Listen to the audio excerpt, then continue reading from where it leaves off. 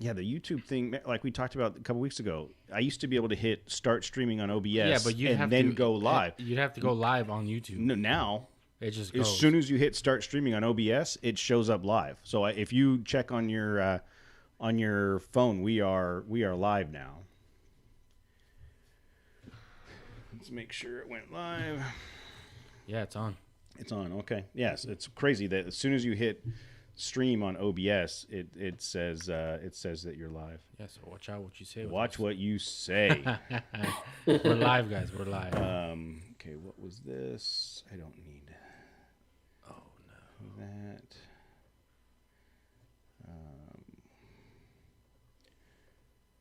Okay, let's go here. Yeah, Elam, we made it barely.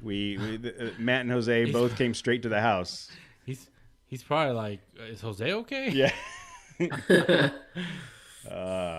What's up, Overland Addict? Okay, people are starting to roll in. Sound levels seem good. I'm going to do the 3, 2, 1 countdown here in a second, guys, and then we'll actually start the recording. Matt, Jose, do you guys need anything before we go? No. A nap? I know, a nap. 5 minutes. Does wonders. Shower and a nap. All right. And it looks like the viewership is starting to spike up. Okay. Oh wow, we got more subscribers on YouTube. Yeah, from the EVGA thing, it's boosted.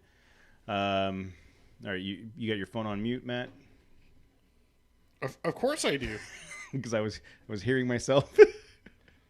Was that what's happening? Yeah. No, I wasn't. Oh. All right, you guys ready? Ready? You guys ready? Yeah. I'm trying to find the camera. There we are. All right. Oh, let me go full screen on this. All right. 3, 2, 1.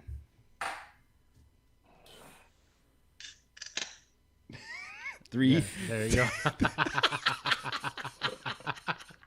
That's Okay. the zebra stick. That's dude. the zebra stick. I forgot about the zebra stick. We got to bring that back. All right. 3, 2, 1.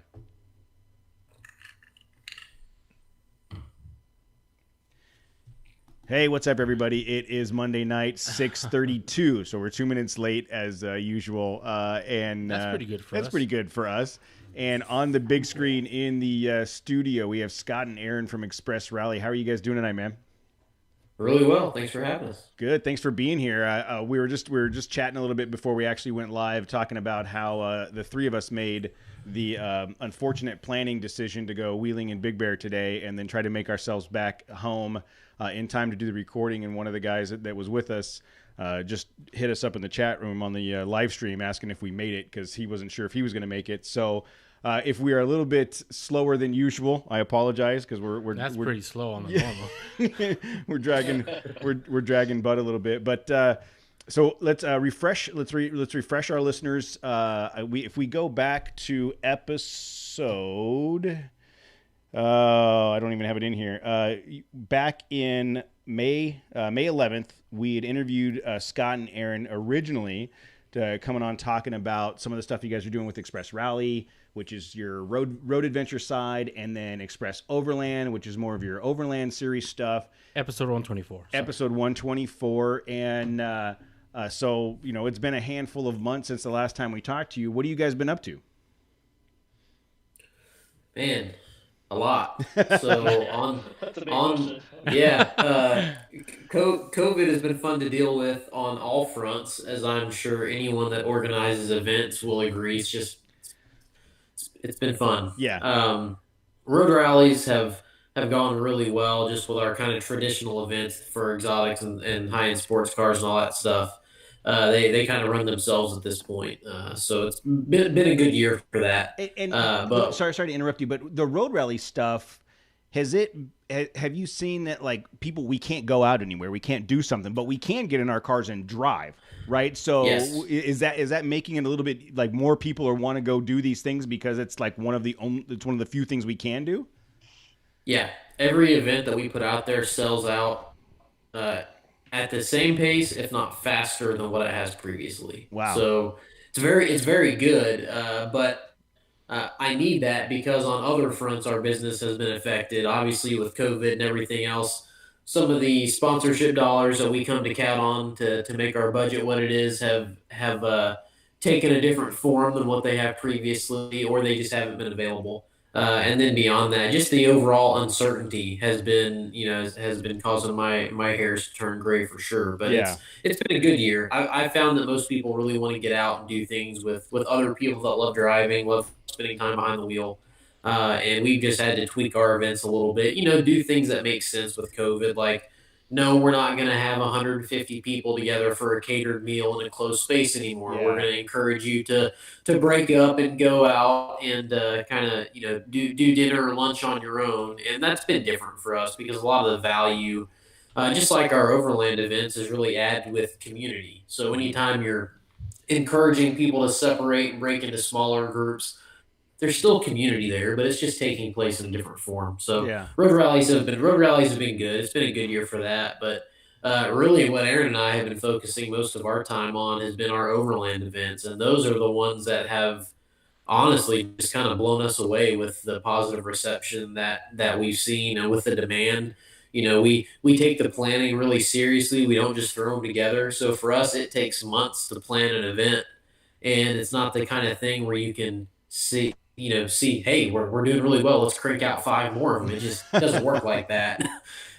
So we recognize that we've had a lot of people that have tried to sign up that have not been able to. And so we're working really hard and diligently as we can to offer more events that are up to the caliber and up to the level that we want them to be at. And that's hard to do. Aaron and I both work full-time jobs.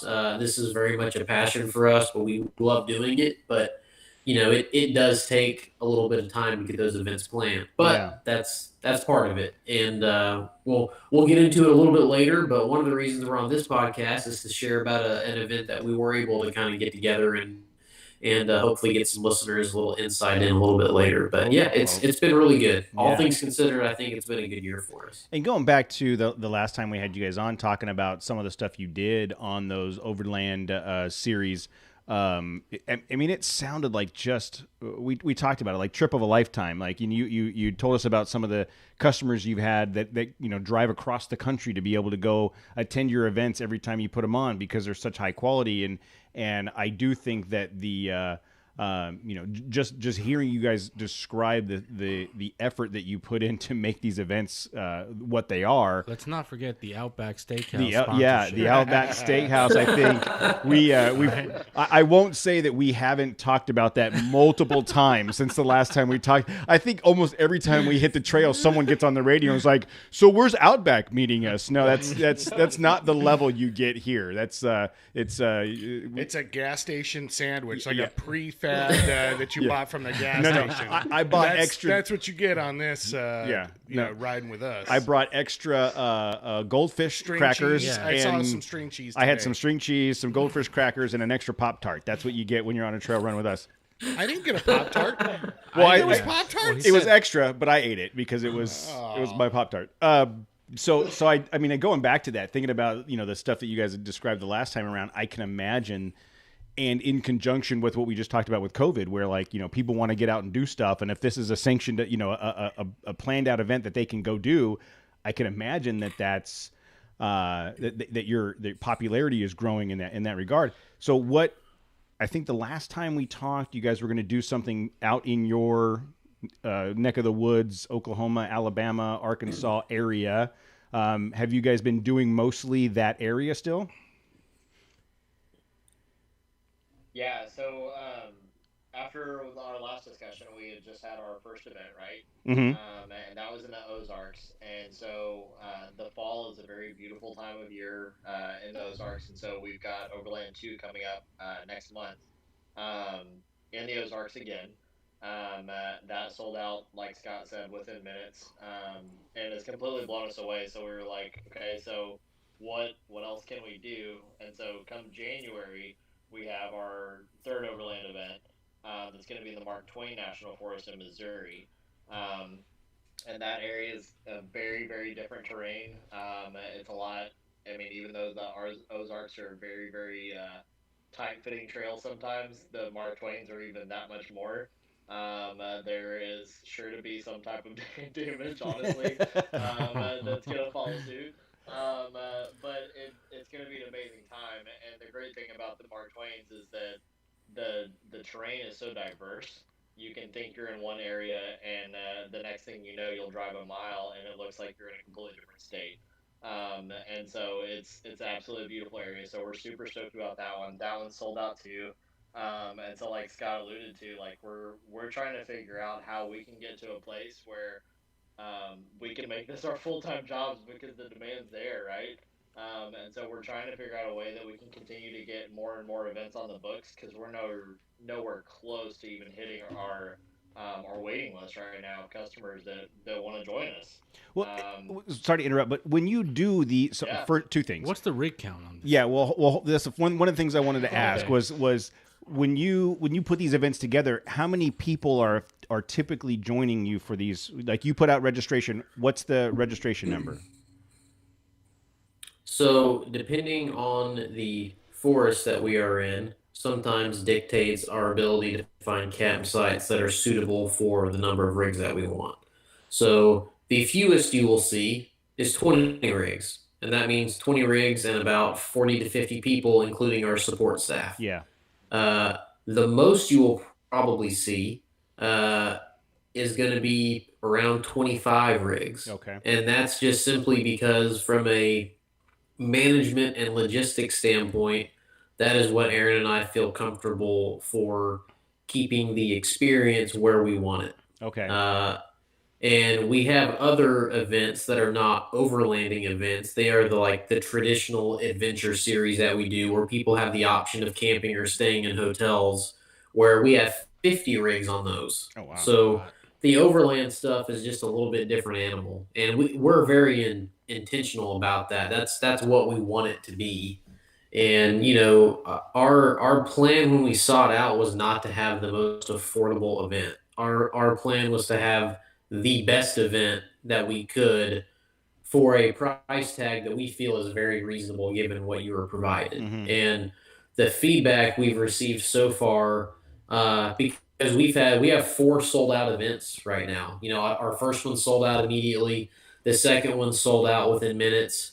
The January event sold out in minutes, and our Colorado event that we opened just about a month ago sold out in one day. And that event's $1,000 price tag. Wow. So word's getting around, and people are a fan of our series that we're providing. And so we feel good about that, and that makes us really want to lean into it more and push the envelope and see what we can develop. But I think the rig counts, I'm happy with that number. It's a large enough group that you get a ton of diversity. Yeah. And like you mentioned before, like for our event in October, for example, we've got guys from Dobinson's coming in from Florida. They're bringing a 200 series Land Cruiser. We've got a guy from Land Cruiser Heaven in Virginia that does nothing but modify and build some of the coolest Land Cruisers in the country, bringing his rig from Virginia. And then we've got a ton of our sponsors that are in the Northwest Arkansas, Missouri area. Jason Harris with Ozark Overland Outfitters is widely known across the country as being one of the best builders and outfitters of Toyotas. And so he'll be there, but we just have a really deep participant pool. And I mean, Texas, Louisiana, we got people coming down from like Ohio. I mean, so word's getting around. They're hearing about the events, and our waiting list is that way too. Like we've got people from California and Utah that are emailing us like, "Hey, when are you coming out here?" Like we're trying, but it's exciting for us. Yeah. But like everything, you can't have 50 rigs on these events and keep the same experience. Yeah. People get lost and messed up. And the second thing I wanted to bring up, being lame dudes that just grew up in the Inland Empire of Southern California, when you hear Ozarks, do you think like that's like this mystic place where you can't go? Like to me, when I hear Ozark, I'm like, oh my God, it's like on par with like the Aztec Amazon. like it's like this weird mystic place with greenery and water and stuff. We have rocks and dirt. Yeah. Like that's, you know what I mean? When I hear you guys talk about the Ozarks, it's in your backyard, but to me, it's got like this whole other place to it, you know? Yeah, well, that's what's like. I didn't grow up in Arkansas. I grew up. My dad was in the military. I lived largely in Europe and then on the East Coast, North Carolina. So when we moved to Arkansas, my expectation versus reality were very different. And it's funny because you meet a lot of people they'll find out where you're from, like what Arkansas, like where are you camping and overlanding, like farms? Yeah. It's like, no, we actually have some of the absolute best trails and the best national forests in our state and just north of us. Like Aaron and I can hop on our rigs and we can be camping at a legit gorgeous camp spot with tons of trails around in an hour. Yeah. So it's phenomenal. And I encourage people, if you are willing to travel and you want to get a brand new experience that you will never forget, come here. Yeah. Take it from someone who's not from here. I would never leave this place because it's such a great place to live and a great place to do this stuff. That's the opposite of California. You just stay the hell out of California. There's too many people. We don't want any more people here. Yeah. Well, and I think that like for us, for me, when we think about wheeling, we think about elevation. We think about mountains. We think about going from a mountain like we did today. You start in the mountain, work your way down to the valley. It's either that or go bomb the desert. Bomb the desert, like sand, like So when I picture the map and everything east of the Rockies, right? There's not a lot of elevation. There's not a lot of mountains to climb. There's not a lot of stuff. So it's, being a Southern California native, like I'm ignorant to everything else in the country. And so I think that's where the disconnect is that we're it's like, not just with overlanding and no, I'm pretty much ignorant to anything. Yeah, outside of California, it's foreign policy. Yeah. That's no offense. Side note, when Disneyland was a thing and you could go to Disneyland, my wife and I had passes, and we would go to Disneyland. This is before Presley, and we would go to Disneyland and walk around, and you can pick out the families that aren't from California, and we would just call them because they're all happy. Yes, and they have extra money. And we would just call all of them foreigners. Like you could look at a family that's from Montana and be like, yep, clearly they're foreigners. Look at this family here.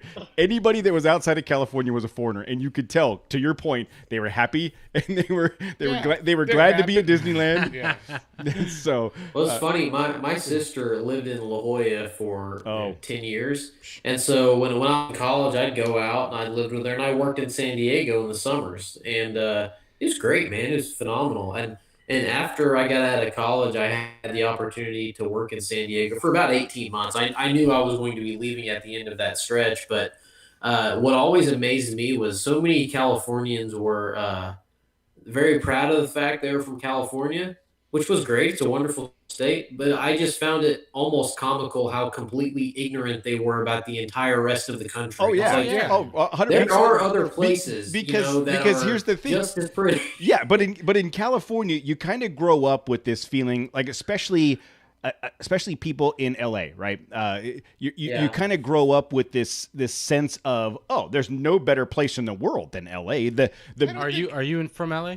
I'm saying the LA area, I think it's like opposite now. Like a lot of people now, just start but think about when I'm getting out of here. Dude, Efren was he's trying to get out of LA County, dude. Well, no, I know, but what I'm saying, think about like the East Coast girls are hips, but the West Coast girls are where it's at. Like you grew up believing the songs that the California girls were the best, and California, and then so you kind of grow up thinking California. Why would I go? No one's as cool as California. And then as you become older, you're like, it's pretty damn congested here, and it costs a lot of money. Maybe we should look at other places. And everybody's an asshole here. Yeah, totally. Yeah. So I do think that there's definitely a faction of Californians that are convinced that there's no place else in the world that matters, and we play on that. We joke around about it because we've got listeners from all over the country. But I mean, as long as it's not Texas, right? I mean, anything. Ooh, that's Cody at TrailChasers.net. Yeah, he almost got into a fight with a Texan today, and he was a lot bigger and younger than you. Oh, for he sure. would have pounded you. Oh, don't tell him that though. Don't tell him. Yeah, Texas or Arizona. Like, I mean, those as long as you don't. Tim's Again. not on. Yeah, Tim's not on tonight. Oh, damn it. But yeah, I do think that there's so many parts of the country, and I've been fortunate enough to be able to travel places that are gorgeous and would be fun to wheel, and we just don't have the time to go across the country all the time to do it. But we need to find time to do it. We need to make time to do it. Yeah, you guys need. We need to after this episode, we can put our heads together. If nothing else, you can get on a plane and fly out here, and we can give you a properly outfitted rig to drive. No. days. You will not get it back. And I'm pointing. You can't tell from the camera. I'm pointing at Matt. You will not. I don't care what properly outfitted. If it's not a tank, you're not getting it back. What are you talking about? Because you don't know how to finesse to overland. his You driving? don't know how to overland. An overlander has finesse and skill and technical capabilities. You know how to bomb. You bomb everything. I don't know What are you about that. talking You're about? underselling him a little bit here. You think? Yeah. Come on. He's Thor's hammer. He is Thor's He's hammer. Thor's hammer, dude. Mjolnir. Hey, if you don't want nails pounded, don't hand me a hammer. Yeah, I'm so- just gonna go looking for nails to pound. So we will come Something like out. that. Matt can ride with me, so we make sure that the vehicle gets back in time. Jeez. And in one piece, probably. But that would be cool. Or find a way to meet in the middle. Find a location. I think that is Texas, though. That is Texas. What's north of Texas? Can we go? Oh, that's still that's New Mexico. New Mexico. New Mexico's a good Okay, well- place. We can go a little bit further west to make it to New Mexico or Colorado.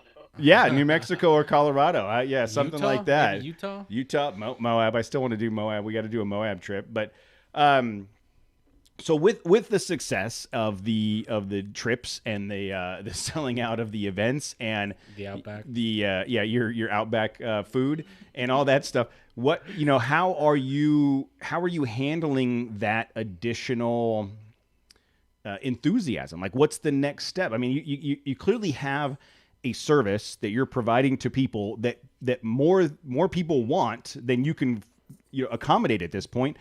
What do you do? What's the next step? Continue to add events.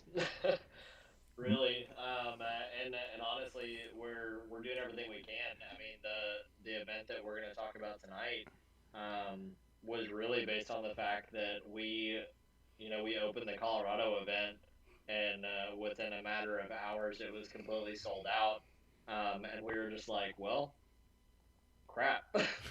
That's not what we were expecting. Like, how do we meet the people out on the West Coast? Because these are all people that are wanting to come from our neck of the woods, Yeah. And so we're wanting to get the people that are wanting to be a part of our events from the West Coast. We're getting emails constantly asking, like, when are you guys going to do events out here, like Scott had already said.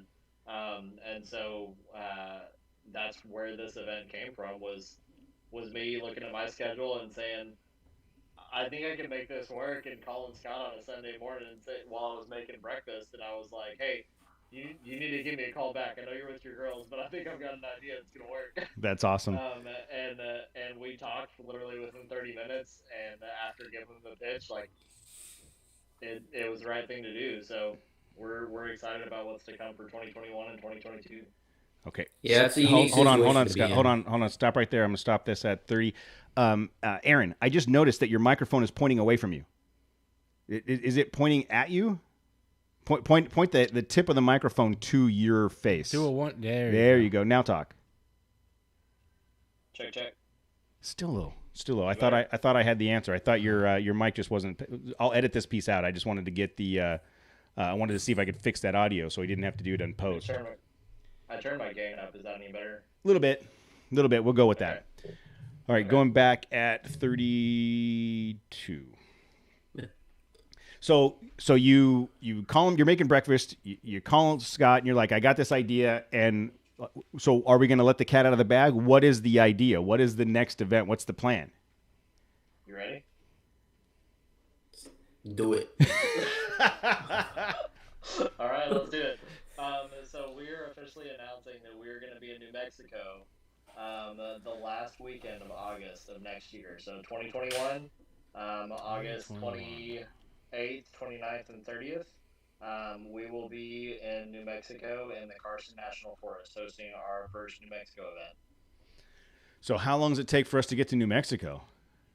I don't know. That's a year from now. I don't even know if I'll be alive. Like, well, you see, here's Matt. Look at me. Yeah. See, Matt, I hear that all the time. It's, well, man, that's a year away. I'm like, yeah. So here's the thing: plan on going. Yeah, exactly. All right. You have no excuse. I'm like, man, I don't even know what I'm gonna be doing. Then it's like, you're gonna do this. Yeah. That's what you're gonna do. Yeah, it's probably what, Jose, 18 hours? Are you looking it up right now? dude. I'm going to say 16 hours to get to the Carson National Forest from here. It is. Hold on, the internet's a little slow here. Well, because we got 18 machines going.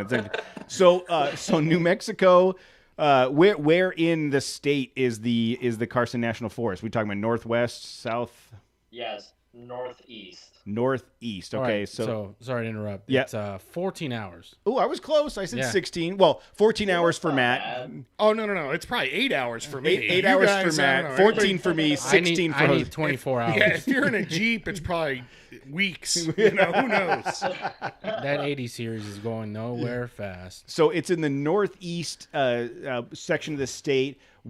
Have you been there before? What's the terrain like? Like, is it rocky? Is it wilderness? Do they have an Outback out there? So that's the exciting thing. We will have Outback there with us. We got a blooming onion. Oh, We got a blooming man. onion. And for our Colorado event, Outback has signed on to be a part of both events. So There you go. I'm very, very excited about this. My wife and my daughter came out with us in July. We went out to do some scouting runs and take a family vacation in northern New Mexico and Colorado this summer. And after being there, I was just like, we have to do an event. Like the mountains, just like the phrase says, they keep calling my name. So there's no reason to not do it. So it'll be in the Taos Mountains. It is absolutely beautiful. We'll be camping at around 9,000 feet.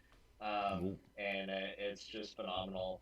The first night that I slept there, it was complete silence with no city lights nearby, no nothing. And you could just hear the elks bugling, and that was about it. And you just could look at starlight for miles and miles and miles. Along with Outback, can we have either some oxygen? Hold on. I'm All of what I'm he just asking. said, you're focusing back on the Outback. No, I just wanted to make sure that yes, confirmation. You keep bringing it up, it kind of cements that that's happening. But can we also get like some oxygen? That altitude's going to be pretty rough for me. And then maybe pipe in some smog, or if I can, because that seems like the air is going to be super too clean for us. It's probably too clean for me. But maybe I could just suck on an exhaust pipe or something for an hour. We'll work. whatever. We'll work something out. Okay. We'll work something Just out. No, Matt, we'll Pipe do it into whatever my you tent. want, man. I just need your address so we know where to send the bill. Oh man, That's Do not give him my address. I was about to read it off. I'm not paying for it. just care No, of. we- Let the Trail Chaser account take care of that. Yeah. The Trail Chaser You know, account has no money in it, We're, so we're rolling in dough now. You're rolling in nothing. Donuts. Donuts. Yeah. So in that forest, is it 9,000 feet? I mean, that's pretty high up. I mean, our local mountain isn't that high. Big Bear isn't that high. I don't What think. is it, 75? I think 8, right around 8. 8,000? So you said 28th through the 30th. So everybody rolls in on the 28th. You camp the 28th, camp the 29th, and exit the 30th, and everybody leaves on the 30th. Do you have any idea? Go ahead. Do you have any idea how many miles you plan on covering during that period of time? I think he does. Yeah, so it's honestly, the goal is to be able to stay within that area. So we're gonna have a base camp Okay. that will be stationed there. That will make life a lot easier for our Outback Steakhouse sponsor. Yeah, it's right. The camp is right next to Outback. It's in the parking lot. That's where I'm They camping. actually come in weeks ahead of time and build a physical restaurant at our campsite. made of all sustainable materials. Yeah. Wow. That's So funny. Outback's like the base camp. Yeah, Both days. yeah. Which I could see Matt being like 15 minutes into the trail. You know what? I need another beer, guys. I'm gonna turn around. and go Hey, I'll grab make the one. next run. Yeah. I'll do the next run. So I have Well, and I'll briefly, before we get into it, I will give a plug to Brendan Potter. He's a guy that lives locally here in Northwest Arkansas. He owns several Outback steakhouses, and he is just a guy that loves this overland stuff. Spends a lot of time in the woods with his wife and family, and has just been incredibly gracious with his time and with his connections to help us make this stuff possible. And like we joke about it a ton, but I'll honestly tell you that one of the items that we received the most feedback on from that first event was the food. Oh, yeah. And he just knocked it out of the park. And so thank you, Brendan, because that's one of the things that just really sets this apart. And it's awesome. And Matt, I promise you, you're gonna absolutely love it, man. It's not like a Dude, you don't have to sell them on it. We're there. We're in. I'm good. Yeah. Okay. yeah. We were in already. It's a legit like steak, chicken, pork. I was talking to him a couple weeks ago. He's like, I think I want to try to do ribs. I'm like,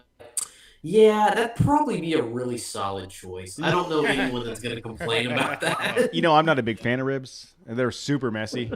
They're just You are a Twizzlers guy, so I'm not a Exactly. Twizzlers guy. Oh, that's right.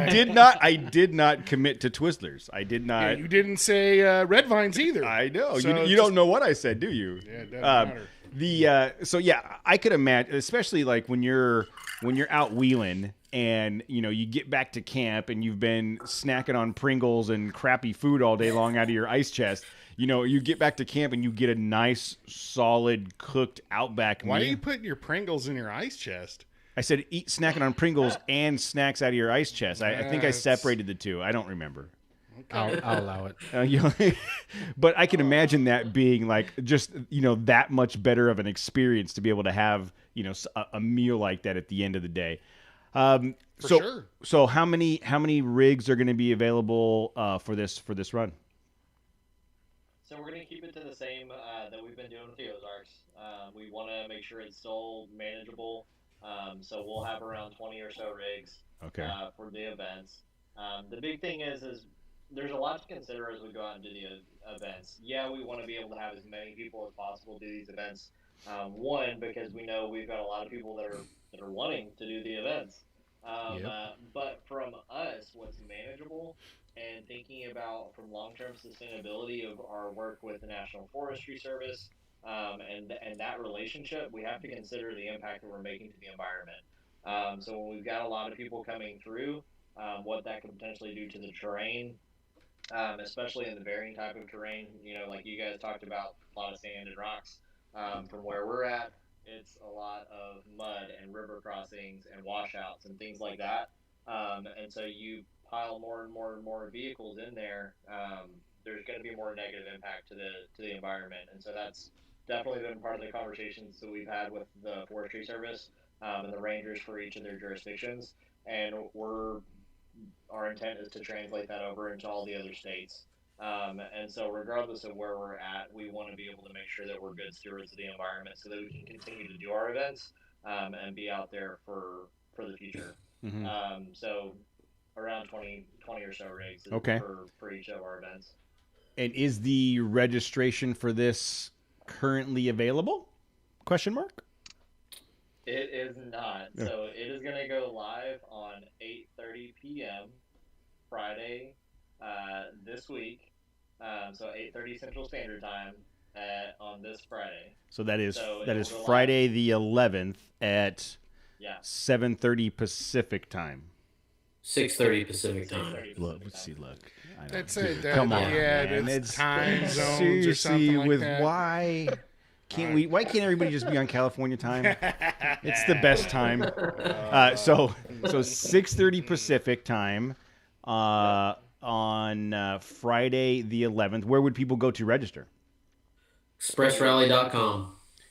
Man, I got a feeling Yeah. that button's going to be clicked pretty pretty quickly. I mean, Well, what's and- the over under? What do you expect the sellout to be? Honestly, I try to be really conservative with our approach. So I think that it'll take a week. I hope that I'm wrong. Colorado, when Aaron and I were discussing pricing and all that stuff, I just thought that it would sell out, but it would take a little bit longer than normal because you're talking about $1,000 event. Yeah. Yeah. And I was dead wrong. Aaron was 100% right. And so it's funny because I've built this Express Rally brand, and a lot of that's pricing and figuring all that out and what people will pay for something. And Aaron and I just had this dialogue going. He's like, man, I feel really strongly about this price point because we're giving this experience. I was like, man, I don't know, and he was 100% right. I was wrong. So what I hope happens is that we open up Friday, and on late Friday night, I'm enjoying a cocktail, and I send Aaron a text message and say, "Hey, man, we're sold out." Wow. If not, I hope it's a week afterwards. So Do you have the price point identified yet for this trip? yeah, it's going to be the same as our Colorado event, which is going to be $99, $1 under $1,000. So $999. Yeah. $999. Sorry. Nine. I deal with numbers all day. I'm a CPA, so occasionally I get confused. I'm not so good at math. It's one of those numbers between 9 and 11. But the way that we do register, you're not paying us all that. The way that we did Colorado was you have the ability to pay a deposit of $300, and then the rest you can either pay out 30 days before the event, or we will send an email out to everyone that did register deposit. And if people want to pay $200 every other month or whatever, we don't care. It's okay. At that point, we begin the formal relationship with you, and you're part of the Express Rally family, and we just make sure we communicate about when it makes sense for you to pay what you owe, and then we're good. And one of the things that we do too that's kind of different, it's not just that you pay your money and you wait a year to do the event. Aaron and I take a lot of pride in the community aspect that we've built. So we'll do things like get event specific t-shirts made and mail them to everyone Cool. That's cool. ahead of time, like several t-shirts, not just one. We'll send you patches, we'll send you t-shirts. You're going to feel like you are part of something special, and it's because you are. And we really value those participants and those relationships, and it's something that we hope continues in perpetuity. We want this to be a kind of an Express Rally family that's more focused on the overland type events, because that's what we've built with the road rally stuff. And it's really cool to see that manifest itself in this community, because we've already built that on the road rally stuff. So it's fun. I tell people all the time, we've done these events for a couple of years now with the off-road stuff, and the overland events are relatively new, but the feedback we receive is always the same. It's like, man, I always get what I pay for and more. No one ever complains about not getting what they pay for with the price tag. And for us, with the amount of work that we put into the events, that's what honestly makes us feel really good about it. Is people realize, and they're really happy with the experience they get. So sitting here listening and how he's explaining how they're well informed months in advance, it just makes me realize why don't compare yourself to other people, bro. Why you got to do how that? completely opposite on the spectrum we are with our events. Dude, we send out mass text messages. And then like people the day before. Yeah. Day before. Well, this weekend. Hold on. We send out messages like the night before, and then like if you have a follow up question, nobody answers. It's just it's like the meeting point is it's one of three. And if you're not there, well, good luck. We so Just do the opposite to get back to wherever you came from. That's the only advice I have for you. and we had been talking about doing a trip this weekend at some point. And it was going to be either Saturday or Monday. We weren't sure because I had plans on Sunday. And like we're going back and forth on when's this going to happen. Joe K calls on like Wednesday. That's too early. He calls Wednesday and he's like, "So what's the plan for the weekend?" I'm like, "It's Wednesday, bro. Why are you bothering me? anything I don't could happen. understand. The mountains Dude. are on fire right now. Let's just wait until He's the day like, before. Are we going Saturday or Monday? I don't know. It's Hit me up Wednesday, Friday night. dude. So was it Friday? It was Saturday. Saturday, I actually sent out mass texts. I just went through, and I need to put together a good solid list. I just went through the most recent text messages, Instagram messages, and Facebook messages I had, and copy and pasted going wheeling Sunday in Big Bear. Details coming out later. That's all I said. And so then like yesterday afternoon, it was, we're meeting at the Chevron, we're meeting at the in Fonskin. This is what we're doing. And just 13 people showed up today. We so much opposite of the spectrum is what we are. It's ridiculous. But so walk me through so that it sounds like you register, you become part of the team, you're going through that process. But if someone registers to go on the trip, what's their responsibility? I mean, other than paying for it? I mean, do they just need to bring gas? Do they need to bring snacks? What kind of what's involved in what they're getting in the rally?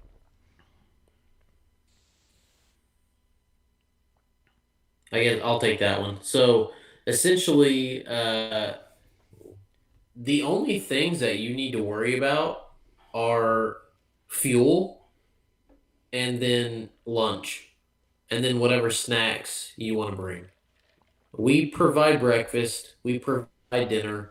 Most of the time on these events, lunch, we're either going to stop somewhere that's like a unique town or area like that you're going to want to grab something at some place local just to kind of get that local experience.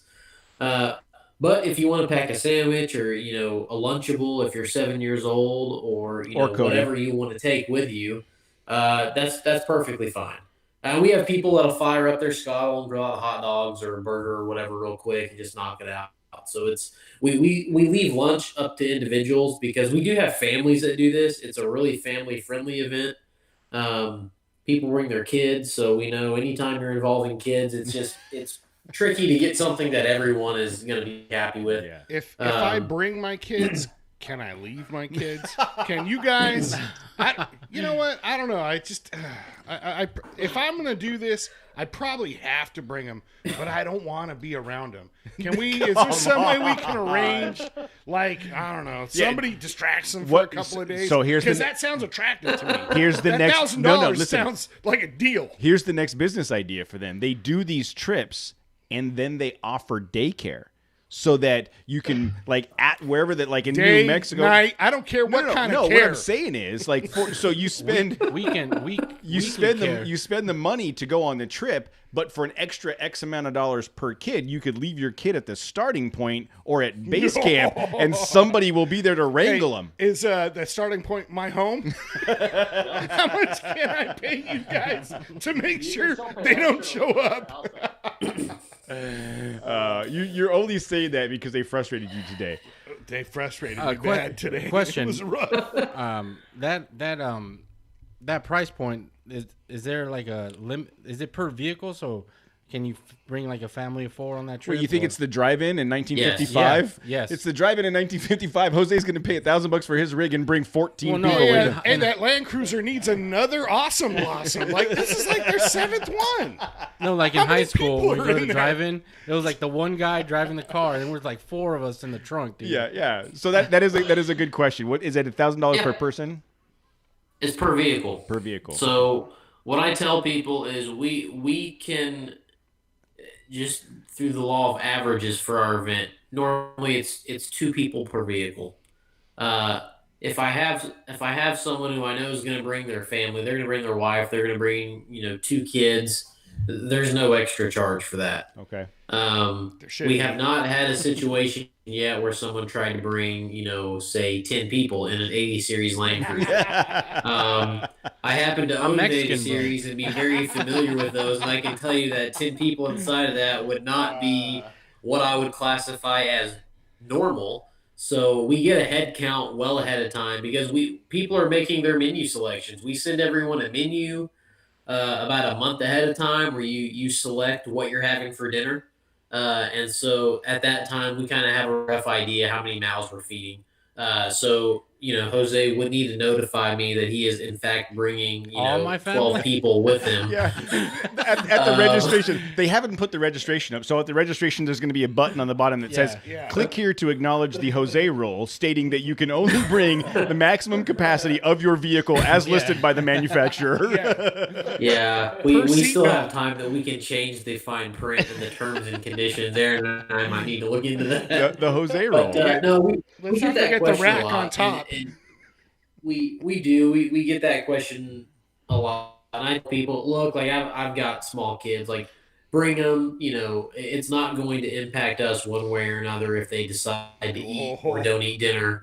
All that. So we'll be fine. And going back to that, so if you're looking at $1,000 price point for two people in a vehicle, let's say standard two people, you and your wife are going $1,000 price point, $500 a piece for a weekend long adventure with breakfast, with dinner. That's extremely reasonable pretty good. when you consider, that if the two of you went to San Diego. Shirts and Yeah. all the swag that If goes the with two it. of you went to San Diego for the weekend to just hang out by the beach, you'd spend more than $1,000. Yes. I don't vacation. The other like you thing do, bro.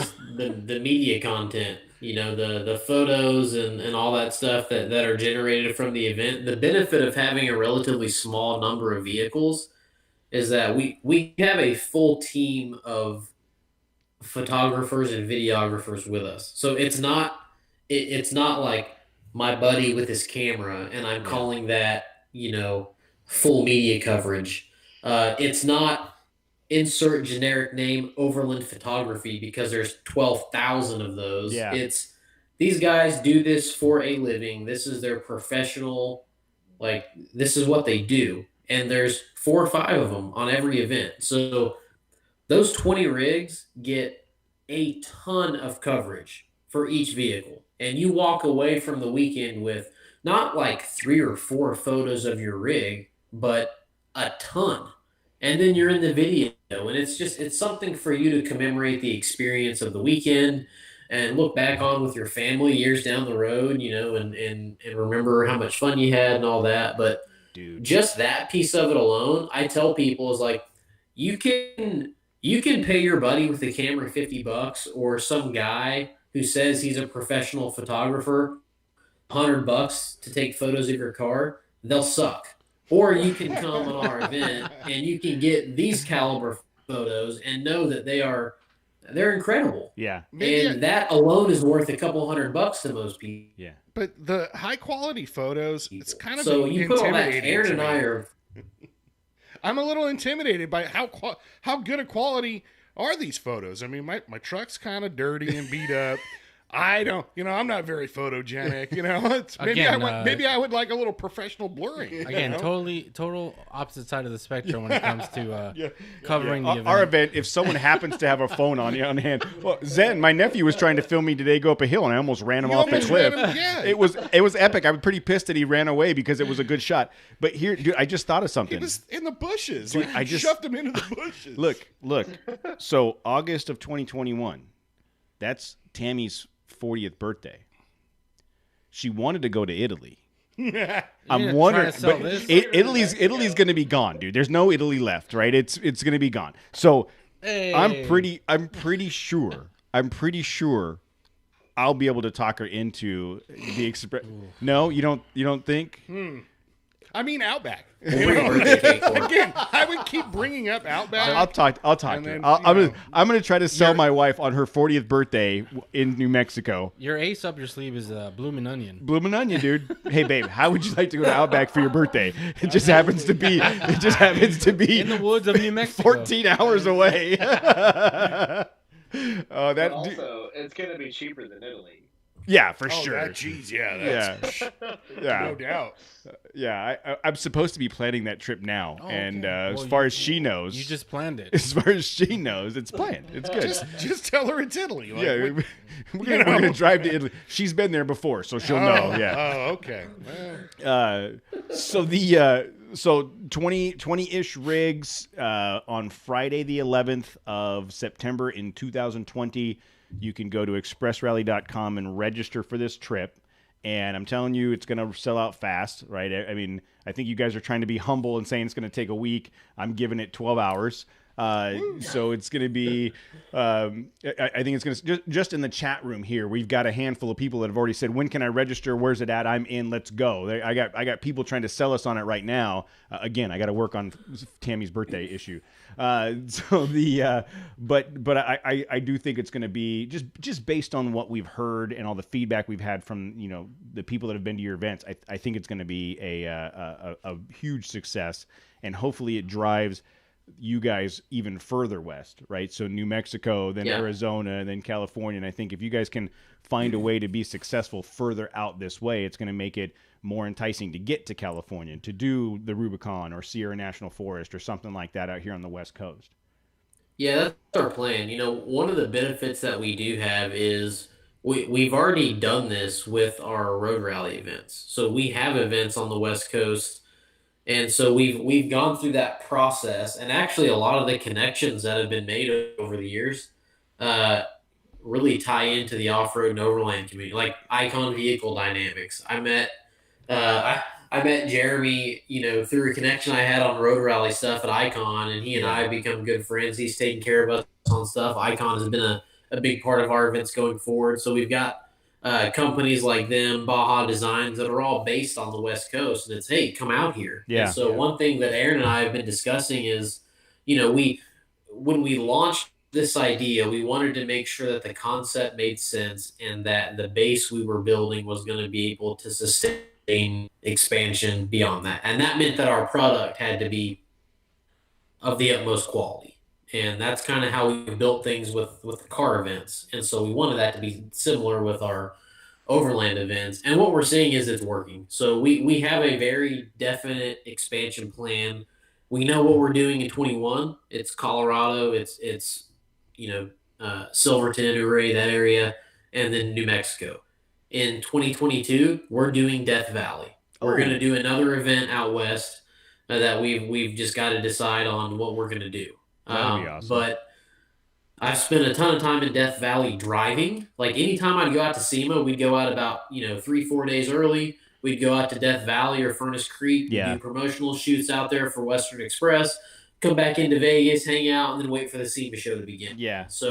We're going to be doing a lot of the same stuff with the overland events. And the good thing is the connections are there and the foundation is there. We just have to find the time to get out there and do it. And I feel like with a really good Colorado event and with a really good New Mexico event, and with connections like with you guys and some of our sponsors, we're going to be able to get the right people involved that want this experience. And we'll be the first to tell you it's not for everyone, but I will tell you that if you do decide to invest the time and the money to do it, it will be well worth it, and you will come away with just an incredible time with your family, with friends. You'll meet people you would not have met otherwise. You'll meet sponsors, so that when you are building your rig or you do need parts, Jeremy from Icon, know Luke from Baja Designs, these guys, and it just makes you feel that much better to have connections at these companies that you can call up and say, hey man, I need lights, I need suspension, I need bumpers, I need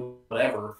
And I actually had a guy tell me, he's like, man, over the course of building my rig, I saved more money on parts from the connections I made on your event than I did on what it cost me to do your event. I can imagine. Long term, it makes sense. Yeah. And we're excited about it. We're stoked to push out west. We know that that's where the growth is, and that's where Aaron and I are really focused on going. So it'll be fun. And there's no shortage of places to go. When you start crossing, you get past Texas, you got New Mexico, Sedona, Arizona, Moab, Utah, up and down the coast of California. I mean, there's plenty of opportunities there for not only those of us in California that have experienced it, but for the people that have attended your rallies in the past in the Ozarks and want something completely different. I mean, when they leave the Amazon forest of Oklahoma and come out to the right? Isn't that what the Ozarks is? Don't they call it the Amazon of Oklahoma?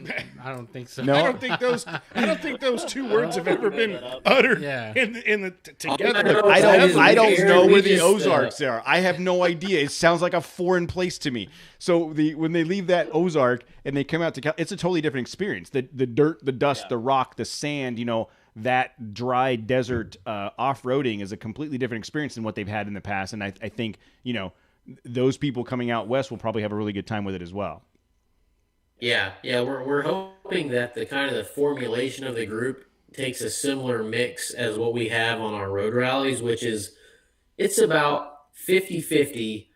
It's a mixture between people from the Midwest or the South that are going out to the West. It probably not for the first time. Some of them for the first time. Some people have been out there before and they just enjoy going out, so they'll go with us.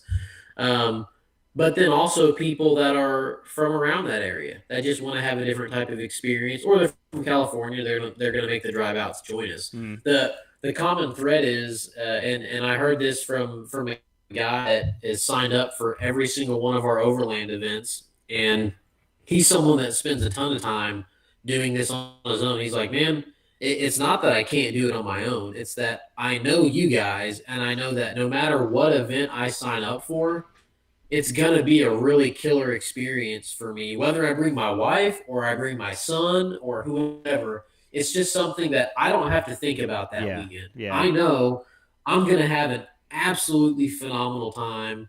And again, it's not because I can't plan the trip. It's just because I'm running a company. I'm busy. I just don't want to. Yeah. I can pay you to do it.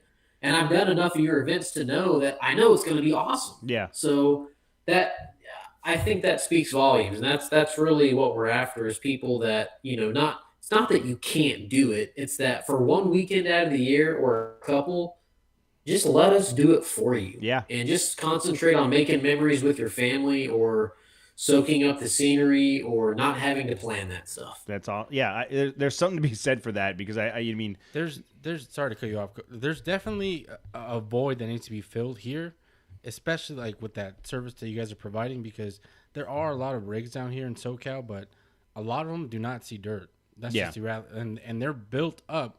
And I think they don't see dirt. It's because they're probably either too intimidated to go to a club meeting or too intimidated to approach people on the internet. But I think if there was a service that was provided out here, like your guided trips, I think it would be very successful out here. Yeah.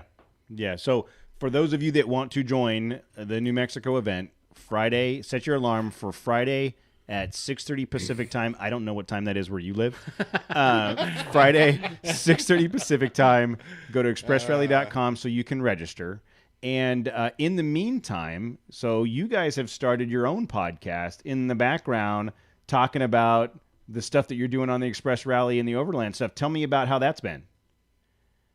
Yeah, so we started it in January, and it kind of got off to a slow start. January and February, we recorded about 6 episodes, and we rolled them out about every Tuesday. And obviously, COVID happened. I had some personal stuff happen with one of my daughters that caused us to just kind of put it on pause for a little while. But we've been back at it, doing it for a couple months now. So we've got about 20 something episodes out there, and they are largely focused on our road rally events. But it's a little less about Express Rally and more about the guests that we have on. So we have people on that range from just guys that have interesting, eclectic mixture of tasting cars, to past participants, to some household names that everyone will know, whether they're popular in the YouTube world or just automotive kind of celebrities. And then some people that are those sort of under the radar guys that are just really cool to hear their stories and what they're involved in and how they've kind of bridged the gap between what they do for business and personal, and then how they've been able to roll that into funding their automotive passion. And we do have plans to have some more guests on that are active in the off-road world and overlanding. So it'll be a mixture, but the Express Rally brand does both. So we want it to kind of be representative of that. But a lot of good conversations, good times. You kind of get some behind the scenes on what it's like to plan some of the events. We share some of the triumphs and some of the struggles. There's no struggles. You guys have got this down. Yeah. Nothing goes wrong. You're professionals at what you do. Don't let them behind the curtain. Don't tell them. we share enough for people to understand that despite what you might think, that there are actual people running this Oh yeah. behind the Instagram and Facebook and website. Like it's for the Overland events, man, it's me and Aaron. It's just us. Yeah. And for the road rally stuff, it's just me. And I have a lot of help from friends and people that help me with the events for sure. I don't do everything myself, but it's fun to kind of give people a behind the scenes look at that stuff. And I will say, with respect to the New Mexico event, if there are guys out there that are 100% in and they want to do it and they want to take action tonight, send an email to us at overland@expressrally.com. Tell us that you want to do this event and that you are in. Just send us an email. We will get you on a list, and then we will make sure that you have access to the website when you need to register for it.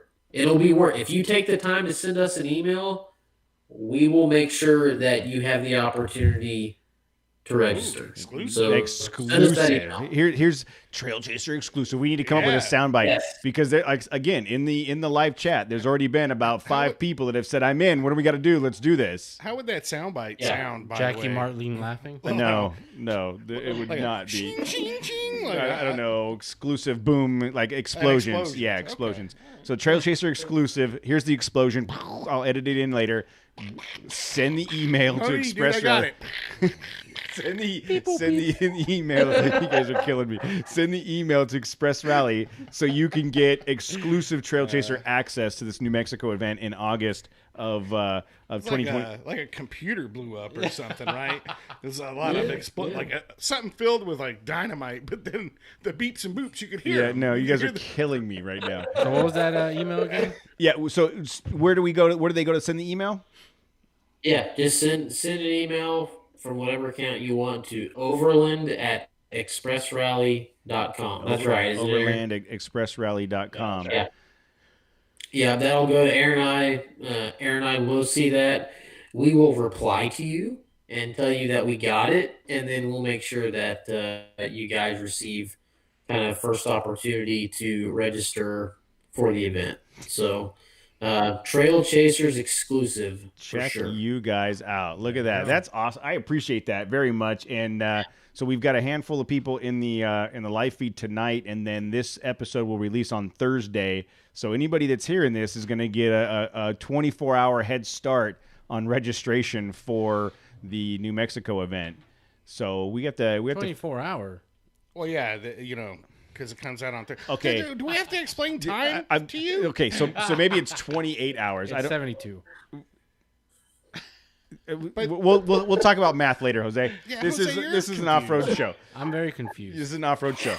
What days are the Express Rally podcasts released today? They are on every Tuesday. Every Tuesday, and So are we they? have, They're on all of the. I know it's on my feed on Pocket Cast, so you can find it on any of the other feeds, right? Yeah.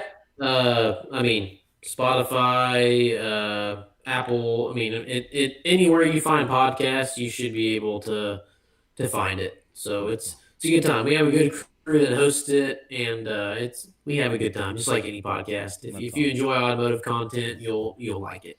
Yeah, and we going back to the last time we had you guys on, and this time you guys are a lot of fun. I think the people that listen to this show probably would get a kick out of listening to you guys talk about sports cars and cool things like that as well. So automotive content. I feel like there's so much overlap in automotive content. People that are gearheads like different cars. It's not just off road or just street stuff. So you guys are doing something awesome. I mean, I really do think that the more opportunity you guys have to push out west and kind of cover, and then once you push west, then you got going north into Montana, then you got or south, into Mexico. I mean, there's no end to where you guys can go to do these things if you're able to continue selling them out the way you are. And earlier I think Aaron, you'd said finding a way to make this your full-time job. I think you just should quit today. Just go. I mean, it sounds like they're at that point where they have to decide. Just go ahead, quit now. Just tell your wife I said it was cool. quit now, and just put like 20 events up between now and the end of the year. Every weekend you'll be gone. You can quit your job. You won't see your wife and kids ever again because you'll be off-roading. But I mean, that's kind of what you're trying to do. You're doing what you love. It's the dream. It's the dream. Yeah, well, why don't I do that? Yeah, What am I doing? it's funny because I've had the conversation with my wife several times. Like I'm Aaron and I are both fortunate that like what we do for a living is they pay us well, so it's like it's not like I'm deciding whether or not I'm going to do express rally events over a minimum wage job. Yeah, Like yeah. I'm paid very well for what I went to school for a long time, had to pass a lot of tests to do what I do. So it's like it's gonna take a lot for me to just not do that and to do something else. But man, I'd love to. It'd be so much fun to be able to do that. And Aaron and I have had the conversation. We're like, well, what does this look like years from now? Yeah. And it can be as big as we want it to be. And it's nice for there to be two of us. It's not just me. It's not just Aaron. So we have the ability to kind of make it what we want it to be. And I mean, who knows what the future holds? It's certainly going to be. It's going to be a wild ride. It's going to be a lot of fun. But I think as long as we keep the right things kind of at the central of what we're doing, which is just making sure the experience is top notch.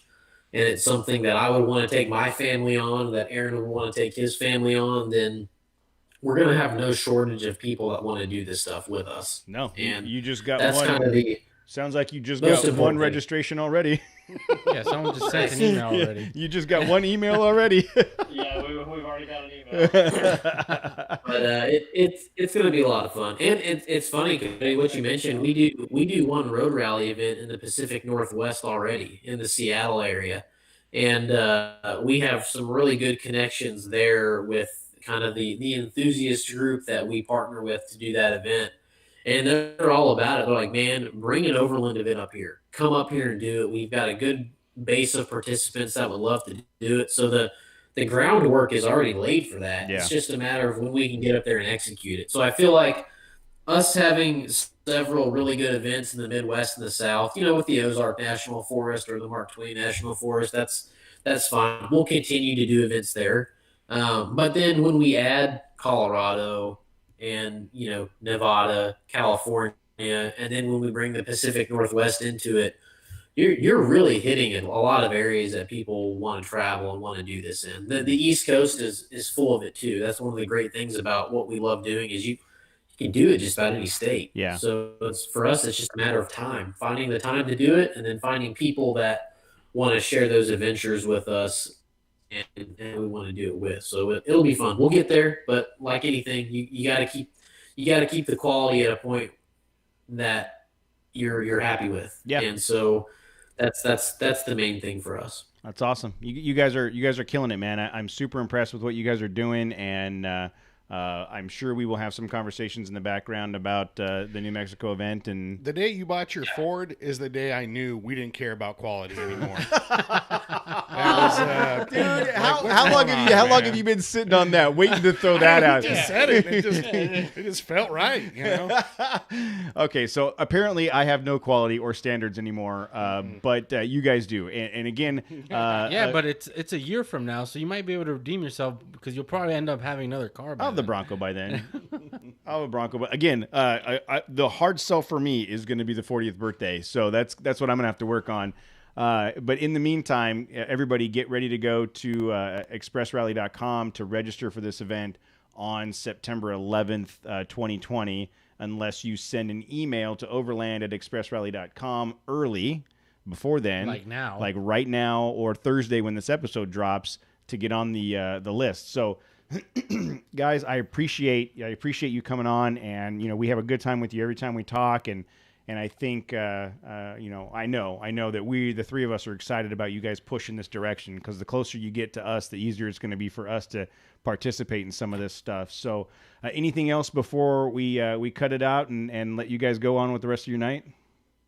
I don't think so. Thanks for having us on. We enjoyed it. It's been a lot of fun. We're excited about pushing out west, and hopefully before too long we can share these conversations around a campfire. Oh, so for sure. I have them do it in our living rooms or in our offices. But Aaron, anything else? No, we just appreciate you having us on. No, thank you guys Thank for you. coming on. I appreciate it. Have a good night, and we will be catching up with you guys next time. Cool. Thanks. All right. Thanks, guys. All right, 116. All right, we are still live. So let's don't say anything you're not supposed to. So I've got a question for you guys. I have a 40 series Land Cruiser that does not have a rooftop tent on it, and I'm looking at ground tents, and so I got a Gazelle T4, Oh, nice. which is fine. However, I came across another tent that it looks like you guys went out and did some shooting with them for this product. It is the Mountain Hatch. shit. Was it the Mountain Hatch one or the Shift Pod one? Shift Shift Pod. Shift Yeah. Pod. The Shift Pod Mini. So I ordered a Shift Pod Mini last night. Like, we have the media guys go on all these events with us, and they end up sleeping in like the freaking back seat of a Yeah. vehicle. So I'm like, you know what? I'm going to get them a ground tent to at least use, and with my family the way it is, we'll use it. Yeah. So good to have, but like, tell me about the Shift Pod. Were you impressed? They were with it? great. Was it awesome? They were fantastic. Cool. Yeah. And it wasn't the mini, it was the bigger We one. had that like NGO size. Yeah, like, it was huge. It was big, but it was February in the desert where it was pretty chilly out. It was freezing. It was cold. Yeah, and they're insulated enough to where you don't feel like it's not a flimsy tent, and then it's got all kinds of zipper pockets. So when it starts to get warmer, you can open it up, and they have ventilation all around the top, not just one window. You can set it up where, like, if the cross breeze is coming this way, you open up these two windows. Super, and they had.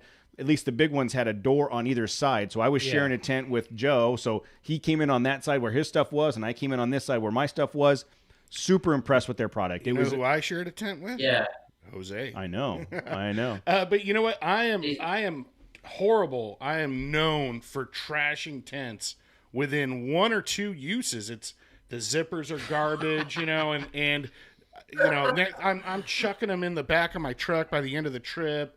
And the Shift Pods have, I'll tell you, like, really nice heavy Yeah, they're heavy duty zippers. It's not I think it's a well built product. Agreed. For sure. Agreed. I'm sure you'll be happy with it. Yeah. We have Aaron is a brand ambassador for iCamper and does a lot of testing for their products. I have an iCamper on my 80 series, so we have them as a sponsor for our events. But one thing that we're wanting to do is we want to establish a relationship with a company that makes ground tents. And so we've got a ton of people that are doing these events that are coming into it, and they're signing up before they've bought the gear. Yeah. And so a lot of them are asking us, hey, I can't spend $3,000 on a rooftop tent, but is there a product that you recommend? And so one thing that we're looking at doing is trying to get a relationship going with a company that makes a really good product. Okay, so not just a company that'll work with us, but someone that we feel good about. Hit up the guys at Mountain Hatch. Are you familiar with them? I've seen their stuff, but I haven't dealt with any of it personally. So they recently started selling these ground tents, and I have not personally seen them, but I have talked to people that have the swag tents. The swag tents, and they're very impressed with them. So I think it would be absolutely worth your guys' time. And if you want an intro, I'll set it up. We talk to those guys a lot. But it'd be worth your time to at least have the conversation with them and say, hey, I want to look at your tent for these purposes. And they're really, really good guys to work with. They're local here in Southern California. They're invested in the community. Their entire lives is the off-road, overland, outdoor hunting, fishing community, and they have top-notch customer service. And seriously, you'd be able to. I think they'd be a great partner for what you guys are doing. And again, the swag tent. Is it a one man or? So they have a small and a large one. The small one I think can accommodate 2 people. Okay. And then the larger one is for like 3 or plus. Yeah, but definitely if you guys want me to set up an intro, I'll do an email intro and then we'll call Greg and let him know what's going on. But we can without any hesitation, we can tell you to reach out to the guys at Mountain Hatch, and they'll definitely at least entertain the conversation and see if it's a good fit, because I think that might be a really good fit for what you guys are doing. Yeah, and I mean, I'll kind of just give you guys a little behind the scenes of what our approach to kind of sponsorship stuff going forward is. We have some that are already locked in just because we have good relationships with them already, like Icon and some of the other guys. Mm-hmm. What we're wanting to do now is, it was tough to kind of branch out and really pitch it to companies before we even had a product. But now going through the year, we're going to have several events, and we have, incredible media assets, videos, photos, all that stuff. But beyond that, there's a lot of brand recognition that's been happening over the last couple months. And as we get to the end of the year, that's going to be even better. Doing the event out west, obviously, is going to add to that. But one thing that we want to do is we've been approaching companies we use their products or that we like their products. And for now, it's been a lot of, hey, let us use your product. Let us provide you some media assets in exchange for it. And our hope, because this has worked for me again on the road rally side, is our hope is that I'm going to blow you away with how much I hold up my end of the bargain. Yeah. Like, I'm going to give you great photos, great video. I'm going to be extremely communicative with you. Whenever you deal with Scott or Aaron with Express Rally, or you run into other people in the industry that have dealt with us, we want the conversation to be nothing but, man, those guys are awesome. They do what they said, and then they did more than they said they were going to do. Yeah. And so the first year has always been, let us prove to you what we're doing. And then you take a look at it, see if you like it. And if you want to be part of it, we'd love to have you be part of it. Yeah. And that's kind of been our approach to it. I have found that to be a good approach to have with the road rally stuff. It's worked, and those relationships have turned from us giving content and stuff away for nothing to, hey, if this is something you guys want to be involved in, here's our sponsorship proposal. We'd love for you to do it, because there's already a relationship there. Yeah, for sure. It's not like I'm just hitting them up, hey, give us money. Yeah. And they know nothing about this. Yeah. That doesn't work. Like, we get that. I'm sure you guys get that too. It's like, for sure. I don't even know you, man. I'm not gonna do anything like that. But that's our main thing is we just want to make sure that we're working with good companies. Yeah. Well, I again, I think the three of us will easily vouch for the guys at Mountain Hatch. What we'll do is tomorrow I'll send you guys an email with their contact information, and I'll do an intro so you guys can talk to them, and then go from there. And then we'll connect as we did the last time. Wednesday, I'll send you guys the media and all the information on this for the release on Thursday, and I'm sure we'll have some chats or something between now and then. And then we'll get this ball rolling for this week and try to promote people to go sign up for the New Mexico run. Yeah, that'd be awesome. Thanks a lot, guys. No. I know just from tonight with the live portion, I think we've gotten a couple emails about it, so I feel like it'll hopefully it'll take off. Yeah, awesome. It'll be awesome. Awesome. All right, guys. Be a good time. You too, and appreciate the time. We will catch up with you later in the week, and we'll talk to you later. Thanks, guys. Sounds good, guys. Take it easy. Bye. See you guys. Bye.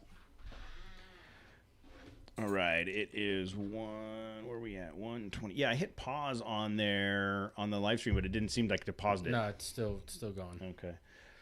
All right, you. Water. Yeah. There's, like I said, there's some either in the fridge in here or outside. Just a big cup with. Oh. All right, hey, we're gonna take a 2-minute break and then go to the live stream. I'm gonna go grab some water too.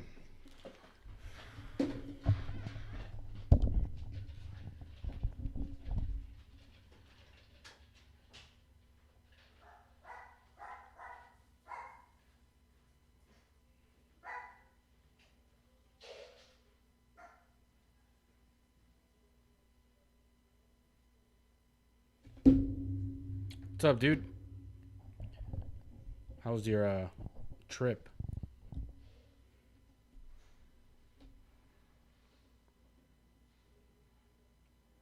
It's too quiet in here.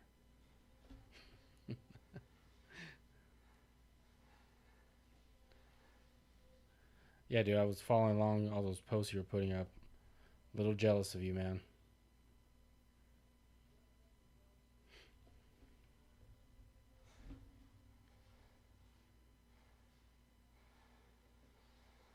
It's like Zoom, so just a shirt, but no pants.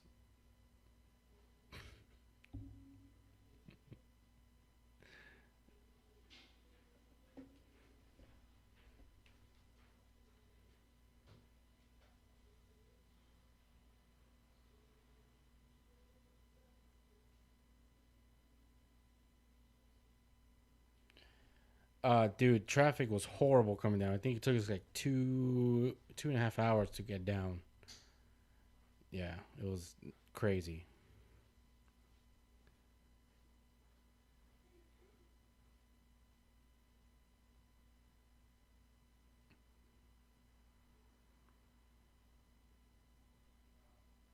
Yeah, we should have taken the 18 as well because we were closer to the 18 than we were to the 330.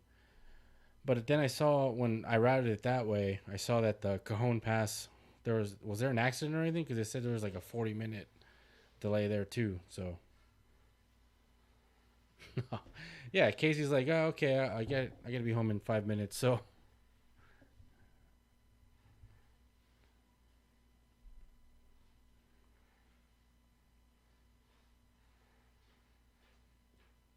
Joe, where are you going next weekend?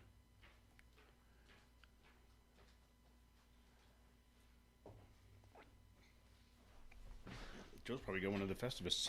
Oh, that's right. Oh, heads heads up, Joe.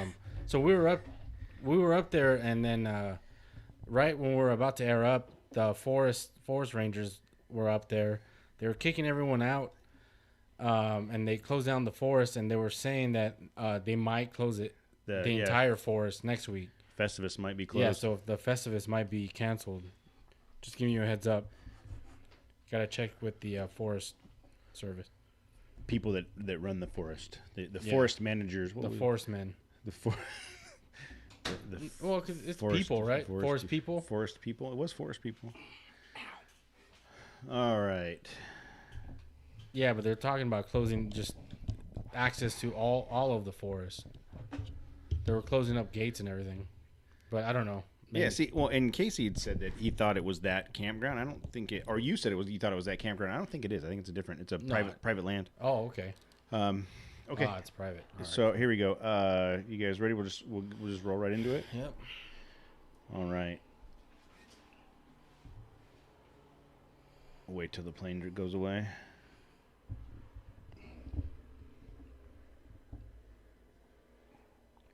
Okay, 3, 2, 1.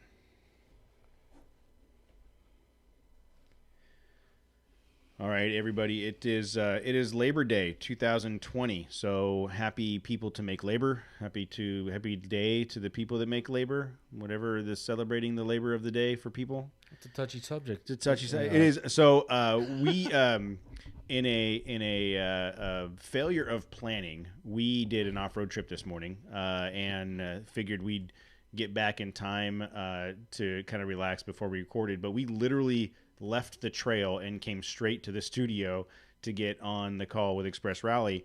And that's because we didn't think about, or I'll take the hit. I didn't think about the fact that coming down from Big Bear today at 2:00 in the afternoon with everybody in the world, it took 2.5 hours to get home when it should take an hour and 15.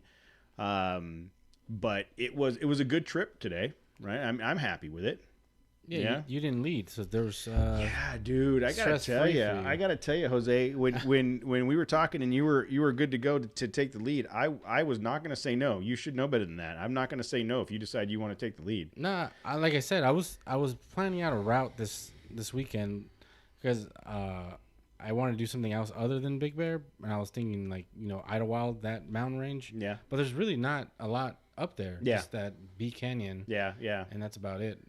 But Yeah, this is a trip that we did with the LGE CTS team a couple months ago, maybe 2 months ago, month and a half ago, 5-6 weeks ago. Yeah, I'd say. And fortunately, it was like a last minute, hey, let's go wheeling, and we had it all mapped out, so we knew where we were going, which made it super easy. We went to Big Bear, and it was a good 20 degrees cooler in Big Bear than it was down at our house. but it was still hot up there. It was still gross too, because you were up in the smoke. Yeah, there's a fire going on right now on the backside of Big Bear, and a couple other fires going on here in Southern California at the time, and it was a little yucky, but as far as it beats a poke in the eye with a sharp stick. Right? How old are you? I kept trying to poke you in that eye with my stick. We're tired. We're tired. We had 13 rigs. It was some of the usual suspects. Matt was there with the boys in his Frontier. Jose was there with the Cruiser. I was there in my Ranger. My brother Casey showed up with Zen, my nephew, in his new Frontier, new to him. Joe K was there with his boy Justin and then JK. Joey D was there with a buddy in his JK. Dave, ZR2 Dave, showed up with him in Crystal.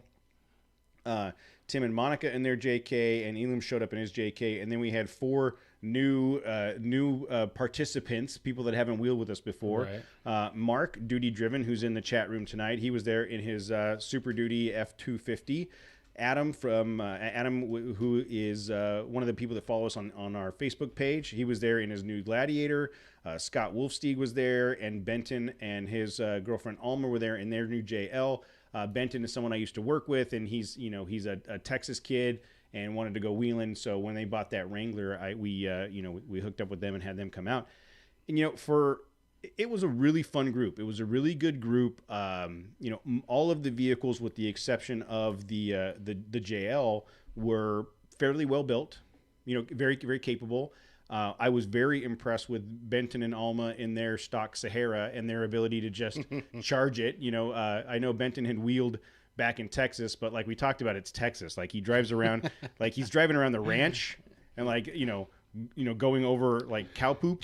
Just chasing tumbleweeds and stuff. That's what you got to go clear your tumbleweeds off of the acres of land that you own. Yeah. Your oil fields. Yeah. Right? Well, tend your oil fields? Yeah, he does. He does tend the oil fields. Yeah. Somebody has to. Yeah. And then I'm sure he scoops poop and like mucks the stalls. Right? I mean, that's what you do in Texas, right? I mean, that's Isn't that what you do in Texas? I mean, bottom line is, we've all decided that Alma, you can do better. If you're listening, you can do better. Wow. And okay. Just kidding. I needed to give Benton a hard time because I know they're going to listen. You seem like a pretty cool dude to me. He's a really good dude. But the trail itself, we started in Fawnskin near the fire station and made our way all the way around to Duncan Canyon.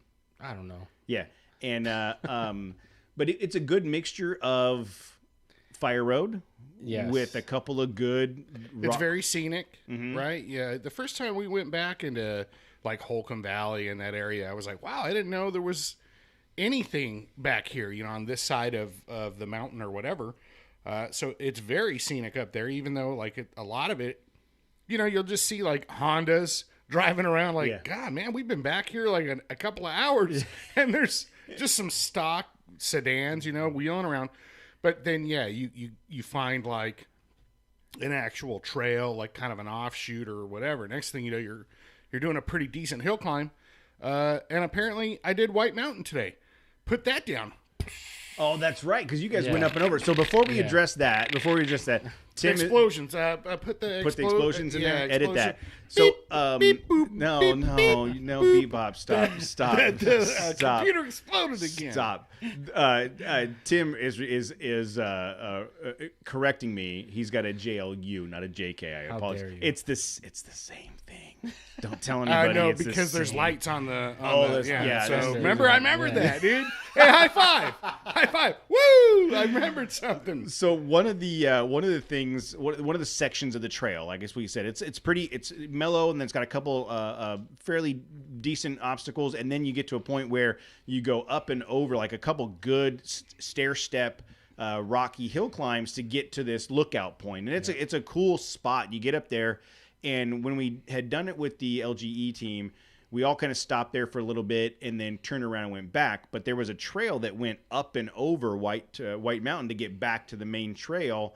And a good chunk of you guys did it. So Yeah. let's see, Matt. Can I get a kudos? You do get. Can I get a granola bar for that? You get a kudos. So ZR2 Dave went first, and then Yeah. Joey D. He's all, hey guys, it's a lot shorter if you just go right up this hill.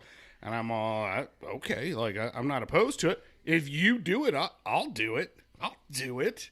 And then, yeah, Joey D did. I mean, of course he was gonna do yeah, it. well, You know, yeah. He whatever. literally can go over anything. Yeah. He ain't So got Dave no did worries. it in the ZR2, and then Joey D did it, and then Joe K did it, and Casey did it, Jose did it, and Matt. So both of the Frontiers made it up and over that section.